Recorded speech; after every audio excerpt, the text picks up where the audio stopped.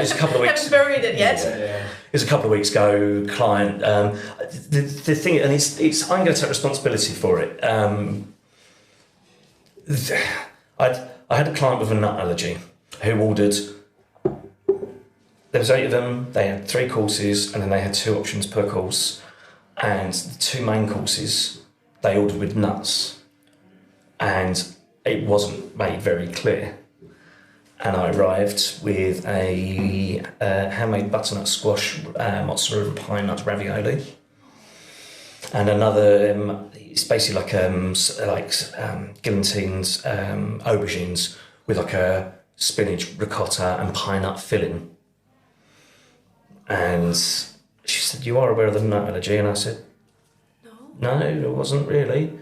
And she said, "Well, no, we can't have that." I said, "Well, if there's a nut allergy in the building," I mean, I'm of the, because of my liability, I said, "Well, then we can't serve either. I have to redo the mains." Now, this was at 7 o'clock on a Sunday night in the North Essex countryside. You were already there? I was already there, yeah. And I said, "Well, I don't know what I can do, really. Like, I've got to find the nearest shop," which was about a 40-minute round trip. And the only thing they had was cabbages. And I had to try and pull a dish out with cabbages. In the end, I don't know what was worse is I come back and I said to the client, "Right, okay, I'm gonna pull a Ukrainian dish out. It's a halopsi, or Russian Ukrainian dish, like rice mince and cabbage rolls, because it ticked all the allergens that I wasn't aware of." And the client went, "No, I don't like cabbage. I don't want that."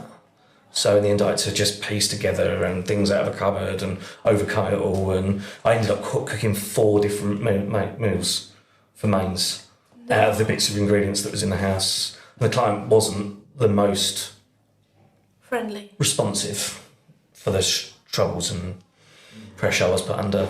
Oh, but again, I'm not. I could sit there and cry victim and go, "It was her fault." No, I mean, there was somewhere in the notes that, and I missed it, or it wasn't as transparent as it should have been.